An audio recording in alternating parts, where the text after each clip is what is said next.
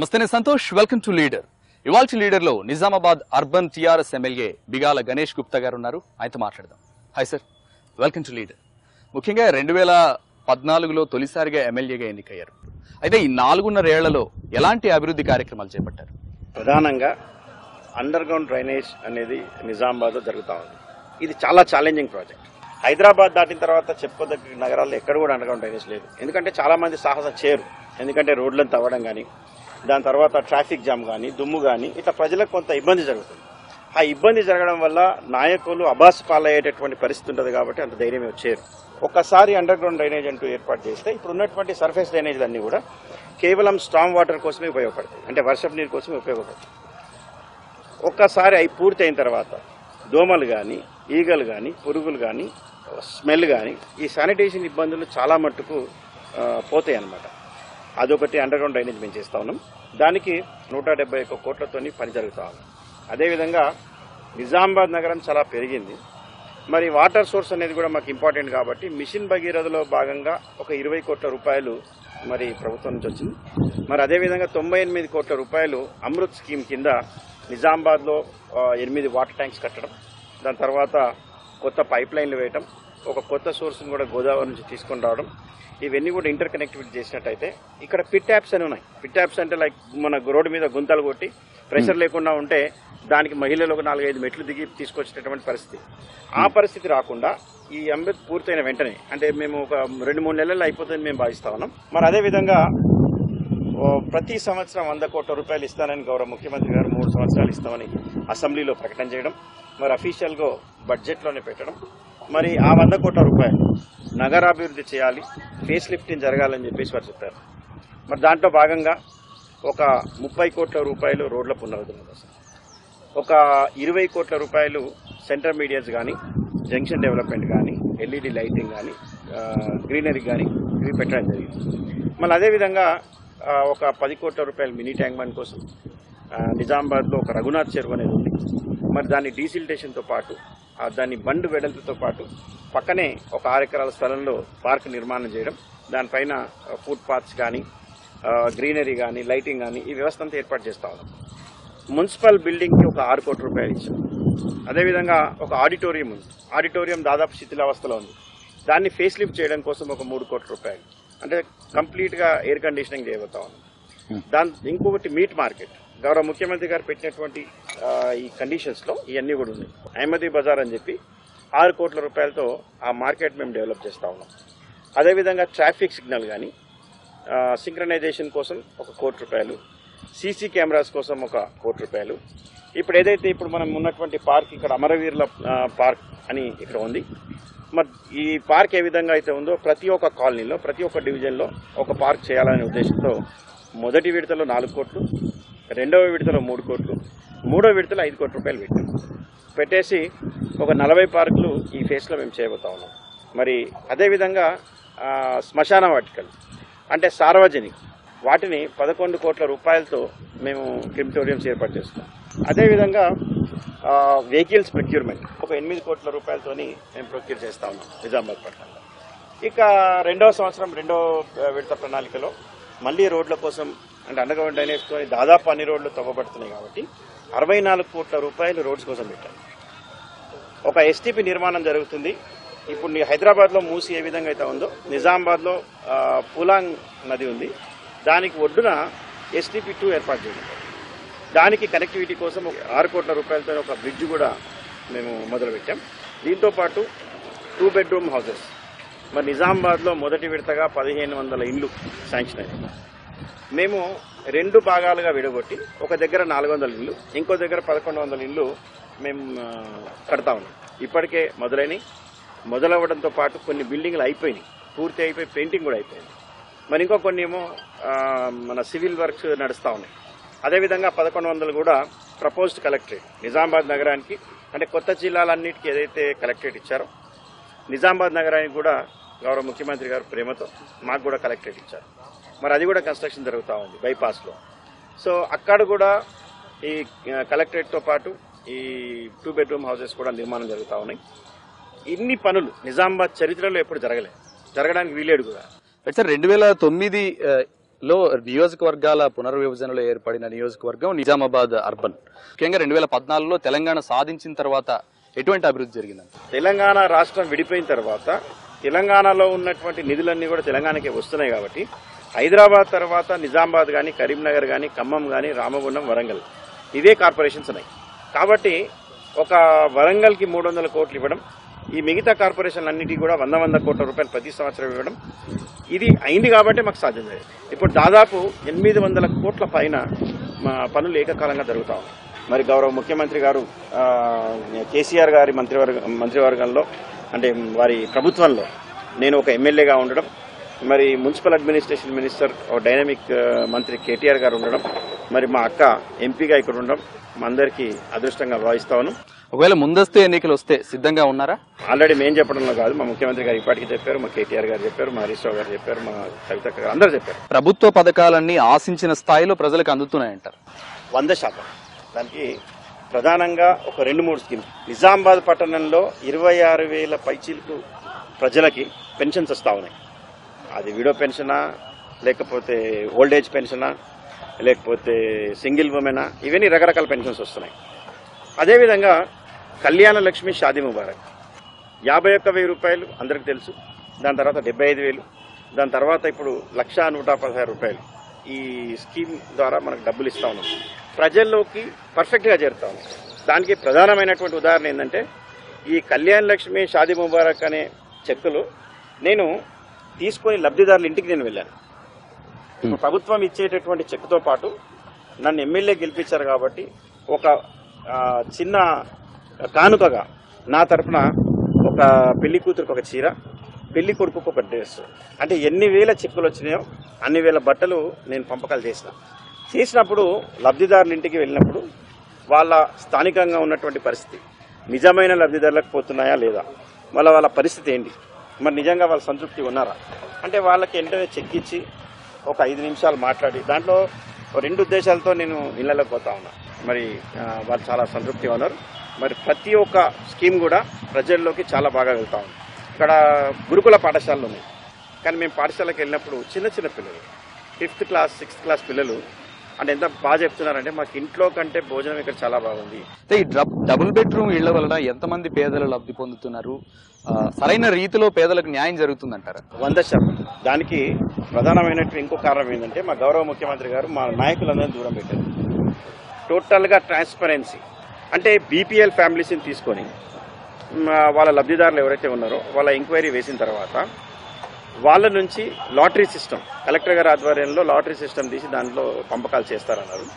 కాకపోతే 100కు 100% అందరు లబ్ధిదారులకు ఇప్పుడే వస్తాయని మాత్రం నేను చెప్పను, అది సాధ్యం కాదు కూడా. మున్సిపల్ శాఖ మంత్రి కేటీఆర్ గారు నెక్స్ట్ వీక్ రాబోతా ఉన్నారు. ఆల్రెడీ దానికి కూడా మేము భూమి పూజ చేయబోతాం, 2వ విడత 1000 బెడ్రూమ్ల కోసం. సో 2,500 ఇళ్ళు కడితే నిజామాబాద్లో బీపీఎల్ ఫ్యామిలీస్ ఉండవు అని అంటే అది కాదు, సాధ్యం కాదు, ఇంకా కట్టాలి. మరి ఖచ్చితంగా చివరి లబ్ధిదారుడు పొందే వరకు కూడా ఇల్లు ఇస్తామని చెప్పేసి మా ముఖ్యమంత్రి గారు చెప్పడం, అదే ధైర్యంతో అదే నమ్మకంతో మేము పనిచేస్తాం. సార్, నిజామాబాద్ అర్బన్ నియోజకవర్గంలో ప్లాస్టిక్ నిషేధానికి సంబంధించి ఎటువంటి కార్యక్రమాలను చేపడుతున్నారు? ప్రజల్లో ఎలాంటి అవగాహన కల్పిస్తున్నారు? వరల్డ్ ఎన్వైరన్మెంట్ డే పురస్కరించుకొని ప్లాస్టిక్ని నిషేధించాలి అనే ఉద్దేశంతో మరి అన్ని పార్టీలు కలిపి ముక్త కంఠంతో ఎనానమస్గా మరి రెజల్యూషన్ చేయడం జరిగింది. దీనికి ప్రధానమైనటువంటి ఉద్దేశం ప్రపంచవ్యాప్తంగా ప్లాస్టిక్ని చూసినట్టయితే మీరు సముద్రాలు కూడా మీకు అంత పొల్యూషన్ అయిపోతా ఉన్నాయి. అందుకే మా వాళ్ళు ఒక లోగో తయారు చేసి పెట్టారు, కొండైనా కరుగుతుంది కానీ ప్లాస్టిక్ మాత్రం కరగదని. దాన్ని ప్రత్యక్ష యుద్ధంగా ఒక ప్రెస్టేజ్ ఇష్యూగా నేను కూడా తీసుకొని ప్రజలకు వీలైన ప్రతిసారి నేను అప్పీల్ చేస్తా ఉన్నా. అదేవిధంగా నా స్వంత డబ్బులతో 1,00,000 జూట్ బ్యాగ్స్ నేను తయారు చేసి ఇస్తాను, టీఆర్ఎస్ పార్టీ తరఫున నేను ఇస్తానని చెప్పేసి నేను ఒక అవగాహన కల్పిస్తూ స్వయంగా ప్రజల్లోకి నేనే వెళ్తూ ఎక్కడ ప్రజలు 10 మంది ముందర కూర్చున్నా కూడా నేను ప్లాస్టిక్ గురించి మాట్లాడుతూ ఉన్నా. మరి లోకల్గా స్థానికంగా ఉన్నటువంటి ఛానల్స్, ఎలక్ట్రానిక్ ఛానల్స్ కానీ పత్రికలు కానీ చాలా సపోర్ట్ చేస్తా ఉన్నాను. ఇప్పుడు మీడియా వాళ్ళు నేను ఇచ్చేటటువంటి జూట్ బ్యాగ్స్ వెళ్ళి విద్యార్థులకు ఇస్తూ వాళ్ళ అవగాహన కల్పిస్తూ ఉన్నారు, మీరు ఈ విధంగా చేయాలి అని చెప్పి. It's just social responsibility. ఖచ్చితంగా నిజామాబాద్ నగరాన్ని మనం ప్లాస్టిక్ రహిత నగరంగా తీర్చిదిద్దాలని చెప్పేసి ఆ స్లోగన్తో పనిచేస్తాం. నియోజకవర్గంలో బీసీలు మైనారిటీలు ఎక్కువగా ఉన్న నియోజకవర్గం, నిజామాబాద్ అర్బన్ వారి అభ్యున్నతికి సంబంధించి ఎటువంటి కార్యక్రమాలు చేపడుతున్నారు? నాకు ఒక కులమో ఒక మతమో ఓట్లు వేస్తే గెలవాలి. అందరూ కలిసి నన్ను సమిష్టిగా గెలిపించారు. మాకు ప్రభుత్వం తరఫున గౌరవ ముఖ్యమంత్రి గారు 3 కోట్ల CDP ఫండ్ ఇస్తా ఉన్నారు.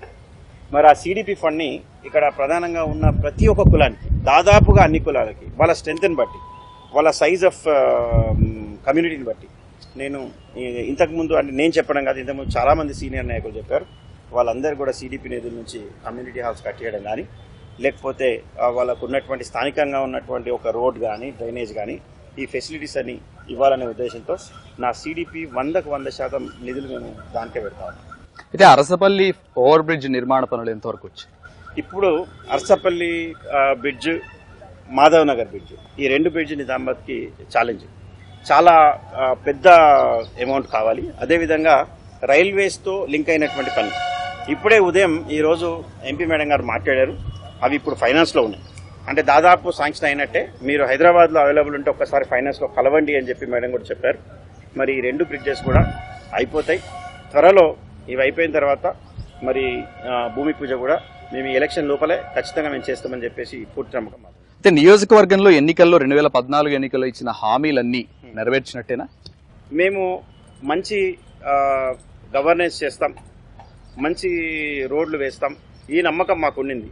కానీ ఒక RUB నిర్మిస్తామని, ఇన్ని వేల ఇండ్లు మేము కట్టగలుగుతామని, అండర్ గ్రౌండ్ డ్రైనేజ్ పూర్తి చేస్తామని, ఇంకొక 30-40 సంవత్సరాల దూరదృష్టితో మేము ఒక 98 కోట్ల రూపాయలతో ఈ వాటర్ ఫెసిలిటీస్ చేస్తామని మేము నిజంగా ఊహించలే. అవి ఏవి కూడా మేము చెప్పలే. ఇక్కడ ప్రతి ఒక్క కాన్స్టిట్యున్సీకి మిషన్ కాకతీయలో భాగంగా ఒక మినీ ట్యాంక్ బండ్ ఇచ్చారు. నిజామాబాద్లో రఘునాథ్ చెరువు అనేది ఒక ప్రతిష్టాత్మకమైన చెరువు. మరి దాంట్లో మిషన్ కాకతీయలో భాగంగా ఒక 7.5-8 కోట్ల రూపాయలు మాకు ఇరిగేషన్ డిపార్ట్మెంట్ ద్వారా వచ్చాయి. మాకు వచ్చిన 100 కోట్ల రూపాయల నుంచి మొదటి విడతలో ఒక 10, రెండో విడతలో ఒక 4 కోట్లు దీనికి కలిపి మరి ఎక్కడ కూడా లేకుండా మేము డీవియేషన్ చేసి ఒక 10 మీటర్స్ బండ్ చేసి దాంట్లో ఒక బ్యూటిఫుల్గా మేము తయారు చేస్తూ ఉన్నాం. ఒక ఓపెన్ యాంఫీ థియేటర్ కానీ, ఒక రెస్టారెంట్ కానీ, ఫుడ్ కోర్ట్స్ కానీ. ఎలక్షన్లో చెప్పినటువంటివి ఖచ్చితంగా మేము చేసినామని మేము భావిస్తున్నాం. ప్రజలు కోరుకున్న విధంగా తెలంగాణ వచ్చింది. అయితే తెలంగాణ ముందు తర్వాత అభివృద్ధి జరిగిందంటే ఏం చెప్తారు? ఆంధ్రప్రదేశ్లో ఉన్నప్పుడు always chief minister is from most of the time Andhra Pradesh. Telangana ముఖ్యమంత్రి ఉన్నా కూడా ఒక చేయలింగ్ లేదు. అంటే ఎందుకంటే స్ట్రెంత్ 175 అక్కడ ఉంది, 119 ఇక్కడ ఉంది, నంబర్ గేమ్. కాబట్టి అది అనుకున్న స్థాయిలో అభివృద్ధి జరగలేదు. మరి ఈరోజు ఆంధ్రప్రదేశ్లో ఉన్నటువంటి చాలామంది మిత్రులు ఉన్నారు మాకు, పొలిటికల్ పార్టీస్ కానీ, నాన్ పొలిటికల్ కానీ. వాళ్ళే చెప్తా ఉన్నారు ఆంధ్రప్రదేశ్లో డెవలప్మెంట్ ఏం కావడం లేదు. మరి నిజంగా మీ ముఖ్యమంత్రి గారు చాలా అద్భుతం చేస్తున్నారని చెప్పేసి. ఈ అద్భుతం చేయడానికి 2-3 కారణాలు. ఒకటి, వారు ఫస్ట్ నుంచి భావించేటటువంటి అభివృద్ధి చేయాలనే కసి. మూడవది, నిధులు ఉండడం. ఇవన్నీ కూడా రంగరించి మరి తెలంగాణని కనివిని ఎరగని రీతిలో అభివృద్ధి చేస్తారు. తెలంగాణ ఉద్యమంలో ఎంతో మంది అమరవీరులు ఉన్నారు, అలాగే ఎంతో మంది విద్యార్థుల కృషి కూడా ఉంది. వారందరికీ న్యాయం జరుగుతుందా? అమరవీరుల కుటుంబాలకు కూడా న్యాయం జరిగిందంటారా? ప్రభుత్వ పరంగా అమరవీరులకు ఇవన్నీ చేయడం జరిగింది, 100% జరిగింది, దాంట్లో ఎలాంటి సందేహం లేదు. అవి కాకుండా ఉద్యమంలో పాల్గొన్న వాళ్ళు ప్రమాదవశాత్తు కొంతమంది మా నియోజకవర్గంలో చనిపోయినారు.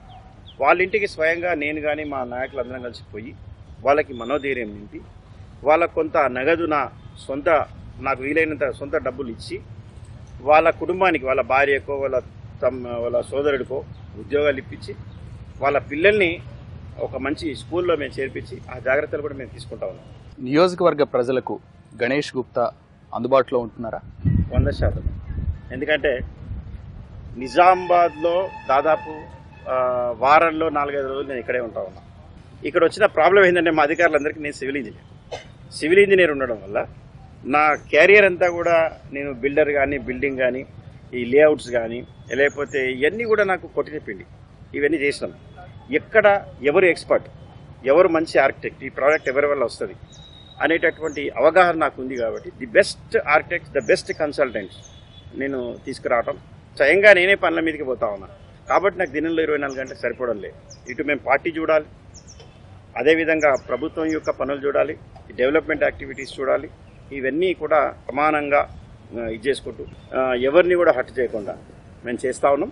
అయితే నియోజకవర్గంలో ఉన్న అంతర్గత విభేదాలను ఎలా అధిగమిస్తున్నారు, ఎలా ముందుకెళ్తున్నారు, క్యాడర్ సహకరిస్తున్నారా వీటికి? దేవుడి వరం, కేసీఆర్ గారి ఆశీర్వాదం, అందరి ఆశీర్వాదంతో మాకు ఎప్పుడు కూడా ఇక్కడ వర్గ పోరాటాలు కానీ లేకపోతే పెత్తనాలు కానీ యుద్ధాలు కానీ అట్లాంటివి ఏం లేవు. ఎదుటోళ్ళు మమ్మల్ని దాడి చేయడానికి వచ్చినా మేము చిరునవ్వుతో పలకరించేటటువంటి మనస్తత్వం కాబట్టి మేము అందరినీ కలుపుకొని పోతాం. ఈ రోజు వరకు మాకు ఎట్లాంటి ఇబ్బందులు రాలేదు, రాకూడదు, రావు అని మేము ఆశిస్తాం. తెలంగాణ ప్రభుత్వంలో రైతులు సంతోషంగా సంతృప్తిగా ఉన్నారంటారు? 100%. నేను ఒక రైతు బిడ్డని. మా నాన్నగారు ఇప్పటి కూడా ఒక 100 ఎకరాలు వ్యవసాయం చేస్తారు పక్కనే గ్రామంలో. మరి తెలంగాణ రాష్ట్రం వచ్చిన తర్వాత ఈరోజు 24 గంటల అగ్రికల్చర్స్కి వ్యవసాయదారులకు కరెంట్ ఇస్తా ఉన్నాం. అదేవిధంగా రుణమాఫీ జరిగింది, ఇన్పుట్ సబ్సిడీలు వచ్చాయి. మరి మీకు ఎన్ని కావాలంటే అన్ని లిమిట్ లేకుండా ట్రాన్స్ఫార్మర్లు వచ్చాయి. మరి మీకు నీళ్ళు వస్తూ ఉన్నాయి, ఎప్పుడు కూడా వర్షాలకు ఇబ్బంది లేదు. దాంతోపాటు ఇప్పుడు రైతు బంధు పథకం కింద మీకు 4,000 రూపాయలు ఇవ్వడం, ఇప్పటి వరకు చేసిందంతా ఒకేత అయితే ఈ రైతు బంధు దీంట్లో ఆఫ్కోర్స్ అంటే మేము మా కుటుంబం నుంచి మేము తిరిగి ప్రభుత్వానికి ఇచ్చేసాం. ఎందుకంటే వేరే పేదలకి సహాయం జరగాలి కాబట్టి మాకు వద్దు అని మేము రిటర్న్ చేసాం. అయితే రైతు బంధు పథకం ద్వారా ధనికులు మాత్రమే లబ్ధి పొందుతున్నారు, 1 ఎకరం 2 ఎకరాలు ఉన్న వాళ్ళు లబ్ధి పొందట్లేదు అనేది ప్రతిపక్షాల విమర్శ. దీన్ని మీరే ఉంటారు? అది ముమ్మాటికి అర్థం. ఎందుకంటే అక్కడ ధనికులు కేవలం ఒక 2%, 2.5% మాత్రమే ఉన్నారు. ఈ చర్చల్లో కొన్నిసార్లు నేను కూడా ముఖ్యమంత్రి గారు చర్చ చేసేటప్పుడు ఉన్నాం. వారందరూ ఒపీనియన్స్ తీసుకున్నారు ముఖ్యమంత్రి గారు. ముఖ్యమంత్రి గారి దగ్గర నుంచి వచ్చినటువంటి సమాధానం, ఎవరైనా రైతే, ఎన్ని ఎకరాలు చేసినా రైతే. విమర్శలు చేసేవాళ్ళు ఎప్పుడైనా ఏదో రకంగా విమర్శలు చేస్తూనే ఉంటారు. అయితే కౌలు రైతులను పరిగణలోకి తీసుకోలేదు రైతు బంధు పథకంలో, వాళ్ళంతా ప్రభుత్వానికి వ్యతిరేకం కారంటారా? ముమ్మాటికి కాదు. ఎందుకంటే ఒక్కొక్కరికి ఒక్కొక్క స్కీమ్. బీపీఎల్ ఫ్యామిలీస్కి మాత్రమే కళ్యాణ లక్ష్మి వస్తుంది, బీపీఎల్ ఫ్యామిలీకి మాత్రమే మీకు పెన్షన్స్ వస్తాయి. ఒక రైతు 4 ఎకరాల పొలం ఉందంటే ఆయన కళ్యాణ లక్ష్మి రాదు, అరుగుడు కాదు, ఆయనకు పెన్షన్ రాదు. మీకు కౌలుదారు, ఆయనకు పొలం లేదు కాబట్టి కళ్యాణ లక్ష్మి వస్తుంది, ఆయనకు ఒక షాదీ ముబారక్ వస్తుంది, ఆయనకు 2 బెడ్రూమ్ హౌస్ వస్తుంది. ఒక్కొక్క ఇంట్లో ఒక్కొక్క రకమైనటువంటి లబ్ధిదారులు ఉన్నారు. ఒకళ్ళకి సన్న బియ్యం రావచ్చు, ఒకళ్ళ పిల్లలు హాస్టల్లో చదువుకోవచ్చు, లేకపోతే ఎవరైనా డెలివరీ అయితే కేసీఆర్ కిట్తో పాటు 12,000 వచ్చి ఉండొచ్చు. మరి ఇట్లాంటి రకరకాలైనటువంటి ఫెసిలిటీస్ చాలా ఉన్నాయి. కాబట్టి కేవలం ఒక 4,000 రాలేదని వాళ్ళు అసంతృప్తిగా ఉంటారు అనేది కరెక్ట్ కాదు. ఈ 4.5 ఏళ్లలో క్యాడర్ని బలపరుచుకోగలిగారా? 100%. నిజామాబాద్లో ఇంతకుముందు పార్టీ ఎక్కువ అంటే అనుకున్న స్థాయిలో లేదు. కానీ ఈరోజు మేము 10 మంది కార్పొరేటర్స్తో మేము మేయర్ స్థానాన్ని కైవసం చేసుకున్న తర్వాత ఈరోజు 28 మంది కార్పొరేటర్లు టీఆర్ఎస్ పార్టీలో ఉన్నారు. దాదాపుగా నిజామాబాద్ జిల్లా టీఆర్ఎస్ పార్టీకి ఒక ఆయుపట్టు. అయితే మిగతా పార్టీల నుంచి చాలా మంది వలస వస్తున్నారు టీఆర్ఎస్లోకి. అయితే అంతర్గత విభేదాలకు ఛాన్స్ లేదంటారా నాయకుల మధ్య? 100% లేదండి. ఎందుకంటే నిజామాబాద్ జిల్లాలో బేషరతుగా మాకు ఒక అన్కండిషనల్గా పార్టీలో చేరిన వాళ్ళు ఉన్నారు. మేము చేరుతాం, మేము పనిచేస్తాం.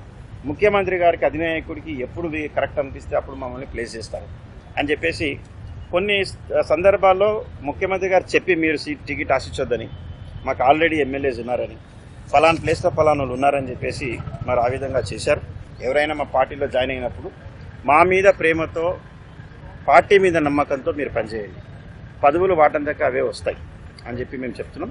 మరి అదే నమ్మకంతో పనిచేస్తూ ఉన్నారు. టీఆర్ఎస్ పార్టీ పట్ల, గౌరవ ముఖ్యమంత్రి గారి పట్ల ప్రజలకు పూర్తి నమ్మకం, ప్రేమ ఉంది కాబట్టి వాళ్ళు టీఆర్ఎస్ పార్టీ వైపు వస్తాం. అయితే ఎన్నికలు వచ్చేలోపు ఈ కొద్ది సమయంలో ఎటువంటి కార్యక్రమాలు చేపట్టబోతున్నారు? మీరు చేయాల్సిన పనులు ఏమున్నాయి? ఇప్పుడు నిజామాబాద్ నగరంలో మొత్తం మహాయజ్ఞంలా పనులు నడుస్తూ ఉంది. ఒక మినీ ట్యాంక్ బండ్ జరుగుతూ ఉంది, క్రిమిటోరియం వర్క్స్ జరుగుతూ ఉంది, ఒక గ్రేవ్యార్డ్ పని జరుగుతూ ఉంది, ఒక మైనారిటీ స్కూల్ జరుగుతుంది, ఒక కలెక్టరేట్ కానీ, 2 బెడ్రూమ్ హౌస్ కానీ, ఆర్యూబీ కానీ, రోడ్స్ కానీ, ఇంటర్మీడియట్స్ కానీ, ఇవన్నీ జరుగుతున్నాయి. ఈ పనులు పూర్తి చేస్తే చాలు అనే దృక్పథంతో మేము పనిచేస్తూ ఉన్నాం. 2019 ఎన్నికల్లో ఎలాంటి కాన్ఫిడెన్స్తో ముందుకెళ్ళబోతున్నారు? ప్రధానంగా గౌరవ ముఖ్యమంత్రి గారి ఆశీర్వాదం, టీఆర్ఎస్ పార్టీ పట్ల ఉన్నటువంటి నమ్మకం, తప్పకుండా ప్రజలు తెలంగాణ పట్ల, టీఆర్ఎస్ పట్ల, కేసీఆర్ గారి పట్ల మొగ్గు చూపుతారనే పూర్తి నమ్మకం మాకు. నిజామాబాద్ అర్బన్ నియోజకవర్గ అభివృద్ధికి సంబంధించి కేసీఆర్ గారు కానీ, కేటీఆర్ గారు కానీ, అలాగే ప్రస్తుతం నిజామాబాద్ ఎంపీగా ఉన్న కవిత గారి సహకారం ఎలా ఉందంటారు? ఇన్ని 100 కోట్ల పని నడుస్తుందంటే ఖచ్చితంగా ముఖ్యమంత్రి గారి ఆశీర్వాదం, వారు ఇచ్చినటువంటి నిధులు. రెండవది మున్సిపల్ అడ్మినిస్ట్రేషన్ శాఖ మంత్రిగా ఉన్నటువంటి కేటీఆర్ గారు. మూడవది ప్రతి పరిస్థితులు అంటే వేరే జిల్లా వాళ్ళకు ఒక ప్రత్యేకమైన వాతావరణం ఉంటుంది, కానీ మాకు ఒక ప్రత్యేకత ఉంది. ఇక్కడ కవిత గారే స్వయంగా ఎంపీ ఉండడం వల్ల ప్రతి పనికి మాకు ముఖ్యమంత్రి గారి దగ్గరికి వెళ్ళాల్సినటువంటి అవసరం లేదు. మేము వారికే చెప్తే వారే సంబంధిత డిపార్ట్మెంట్స్ సంబంధిత మంత్రిత్వం చెప్పేప్పటికప్పుడు మాకు ఫైల్స్ క్లియర్ చేయడం మాకు ఇంకా చాలా మా పని ఈజీ అయిపోయింది. సార్, నియోజకవర్గంలో ట్రాఫిక్ సమస్య ఎక్కువగా ఉంటుంది. అయితే ఈ సమస్యను తగ్గించడానికి ఎటువంటి పనులు చేపడుతున్నారు? అంటే నాకున్నటువంటి సమాచారం ప్రకారం 1936లో ఈ ఆర్యూబీ అనేది కట్టేయడం జరిగింది. ఇది నేషనల్ హైవేని కలిపేటటువంటి ఆర్మూర్ కానీ నిర్మల్, ఆదిలాబాద్, మహారాష్ట్ర, నిజామాబాద్ పట్టణానికి కలిపేటటువంటి ఆర్యూబీ. అయితే వర్షం పడ్డ ప్రతిసారి అక్కడ వాటర్ స్టాగ్నేట్ కావడం, మరి వెహికల్స్ అన్నీ కూడా ఇబ్బంది పాలు కావడం, వర్షం లేనప్పుడు కూడా చాలా ఇబ్బందికరంగా ఉన్నటువంటి అంటే బాటిల్ నెక్ అయిపోయింది. దాన్ని దృష్టిలో పెట్టుకొని గౌరవ ముఖ్యమంత్రి గారు నిజామాబాద్ పర్యటనకు వచ్చినప్పుడు వారికి బస్సులో నుంచే మేము చూపించడం జరిగింది. సార్ ఈ విధంగా ఉందని చెప్తే వారు బస్సులో నుంచే మాకు ఇమీడియట్గా శాంక్షన్ ఇచ్చేస్తున్నాను, మీరు కట్టించుకోండి అని చెప్పడం. మరి ఇది రైల్వే అండ్ ఆర్ఎండ్బి మధ్యలో ఉన్నటువంటిది కాబట్టి చాలా రోజులు ప్రాసెస్ జరిగింది, ఎస్టిమేట్స్ అయిపోయినాయి, టెండరింగ్ అయిపోయింది, పని కూడా మొదలైపోయింది. అంటే పాత ఆర్యూబీ పక్కనే ఉన్నటువంటి ఇంకొక ఆర్యూబీ కూడా మేము ఇక్కడ కట్టబోతా ఉన్నాం. దానివల్ల రహదారి చాలా వెడల్పుగా అవుతుంది. ఎందుకంటే ఒకసారి ఆర్యూబీ నుంచి బయటకు వచ్చిన తర్వాత 4 lanes ఉన్నాయి, అక్కడికి వచ్చేసరికి 2 lane అయిపోయింది. అది చాలా ఇబ్బందికరంగా మారింది. దాన్ని దృష్టిలో పెట్టుకొని 20 కోట్ల రూపాయలు శాంక్షన్ చేయడం జరిగింది. మరి ఆల్రెడీ పనులు కూడా మొదలైపోయినాయి. త్వరలో అంటే ఒక 6 నెలల్లో ఇది పూర్తి చేస్తామని చెప్పేసి అధికారులు కానీ కాంట్రాక్టర్ కానీ చెప్తా ఉన్నారు. మరి అదేవిధంగా హైదరాబాద్ నగరంలో అండర్ పాస్లు ఏవైతే చేశారో నీటిని తోడడం కోసం అక్కడ ఒక సబ్మర్సిబుల్ పంపులు ఏర్పాటు చేశారు. దానికి ఒక చిప్ని పెట్టారు. ఆటోమేటిక్గా వర్షం పడ్డప్పుడు నీళ్లు స్టాగ్నేట్ కాగానే ఆ పంపు ఆన్ అయ్యి ఆ నీళ్ళని పంప్అవుట్ చేస్తూ ఉంది. సేమ్ టెక్నాలజీ, సేమ్ కంపెనీని మేము పిలిపించాం. అది కూడా మేము ఇక్కడ నిజామాబాద్ పట్టణంలో ఇంప్లిమెంట్ చేయబోతా ఉన్నాం. ఇది జరిగిన తర్వాత తప్పకుండా నగర ప్రజలకు ఈ బాటిల్ నెక్ పోయి చాలా విస్తారంగా అవుతుందని చెప్పేసి మేము కోరుకుంటాం. రోడ్ల విస్తరణకు సంబంధించి ఇంకా ఎటువంటి పనులు చేపడుతున్నాయి? ఆల్రెడీ మాస్టర్ ప్లాన్ పనులు అయిపోయినాయి. ఇప్పుడు మాకు డ్రాఫ్ట్ మాస్టర్ ప్లాన్ కూడా రాబోతా ఉంది. అవి వచ్చిన తర్వాత దాని విస్తరణ వేరేగా ఉంటుంది. కానీ ఒక 80 feet రోడ్లో దాదాపు ఎంక్రోచ్మెంట్స్ అయి కానీ లేకపోతే ఎలక్ట్రిక్ పోల్స్ కానీ ట్రాన్స్ఫార్మర్స్ కానీ ఇట్లాంటివన్నీ వచ్చి అది 40 feetకి కుదించిపోయింది. అట్లాంటివన్నీ కూడా మేము ఇప్పుడు చేపట్టడం. చాలా మటుకు నిజామాబాద్లో వివిధ ప్రాంతాల్లో అవి కూడా మేము పూర్తి చేయాలి. నగరంలో నగర సుందరీకరణకు సంబంధించి ఎటువంటి అభివృద్ధి పనులు చేపడుతున్నారు? ఈ ప్రధానమైనటువంటి కూడలికి మేము దీన్ని అందంగా తీర్చిదిద్దాలనే ఉద్దేశంతో మరి ఒక మంచి ర్యాండమ్ ప్యాటర్న్తో స్టోన్ కానీ అంటే హైదరాబాద్లో ఉన్నటువంటి ప్రముఖమైన ఆర్కిటెక్ట్ని మేము పెట్టుకొని మరి ఈ విధంగా మీరు చూసినట్టయితే ఇక్కడ ఈ నిజామాబాద్ కాన్సెప్ట్ మొత్తం ఈ విధంగానే రాబోతా ఉంది. ఓకే, ఈ చౌరస్తాలో 4 గోడలు ఉన్నాయి. ఈ 4 గోడలతో పాటు మధ్యలో రోడ్ని డివైడ్ చేసే సెంటర్ మీడియంతో పాటు అదేవిధంగా మధ్యలో వచ్చే సర్కిల్తో పాటు నిజామాబాద్లో ఎక్కడ చూసినా కూడా ఇదే కాంబినేషన్ ఉండబోతా ఉంది. అయితే 2014 ఎన్నికల్లో మీరు హామీ ఇచ్చిన విధంగా అంటే 100 days మాస్టర్ ప్లాన్ లో భాగంగా అభివృద్ధి పనులన్నీ పూర్తయినట్టేనా? అంటే అవుతామని మేము చెప్పింది తక్కువ, చేసేది ఎక్కువ. ఈ గోడ గురించి ఇక్కడ మాట్లాడలేదు, ఈ సెంటర్ మీడియన్స్ గురించి ఇక్కడ మాట్లాడలేదు, కానీ చేస్తున్నాం. ఇప్పుడు ఇదే కూడలిలో ఈ ఎల్ఐసి సర్కిల్లో మనం ఉన్నటువంటి కూడలిలో ఒక కలెక్టర్ భవన్ మూల కార్నర్లో ఉన్నటువంటి ప్రాంతంలో ఒక ఫౌంటైన్ ఏర్పాటు చేస్తున్నాం. కోర్టు సైడ్ కూడా ఒక ఫౌంటైన్ ఏర్పాటు చేస్తున్నాం. సర్కిల్లో కూడా ఒక ఫౌంటైన్ ఏర్పాటు చేస్తున్నాం. అంటే ఒక 4-5 నెలలు, ఒక 6 నెలలు నిజామాబాద్కి రాని వ్యక్తి నిజామాబాద్కి వచ్చినట్టయితే తప్పకుండా ఒక కొత్త నిజామాబాద్లా కనిపిస్తుంది. దాంట్లో ఎలాంటి సందేహం లేదు. తెలంగాణ వచ్చాక నిరుద్యోగుల సంఖ్య తగ్గినట్టేనా? అంటే యువత టీఆర్ఎస్ వైపు ఉన్నారంటారా? 100% ఉన్నారు. ఎందుకంటే ప్రతిపక్షాలు ఏవో మాట్లాడతాయి, కానీ ఎన్నో ఉద్యోగాలు, ఎంతోమంది మేమే చూసినాం, ఎన్నో రిక్రూట్మెంట్స్. అది ఓవర్ నైట్గా ఏ దేశంలోనైనా ఏ రాష్ట్రంలోనైనా ఈవెన్ ప్రపంచంలో శక్తివంతమైన దేశం అమెరికా అయినా కూడా మీకు ఓవర్ నైట్గా మీకు ఎంప్లాయ్మెంట్ రాదు. ఇది ఒక నిరంతర ప్రక్రియ. ఉద్యోగాలు అపాయింట్మెంట్స్ అవుతానే ఉంటాయి, పట్టభద్రులు బయటకు వస్తూనే ఉంటారు, చదివే వాళ్ళు వస్తూనే ఉంటారు, ఇవి జరుగుతూనే ఉంటాయి. Right, all the best and thank you Ganesh గారు. ఇది వాళ్ళ లీడర్. నమస్తే.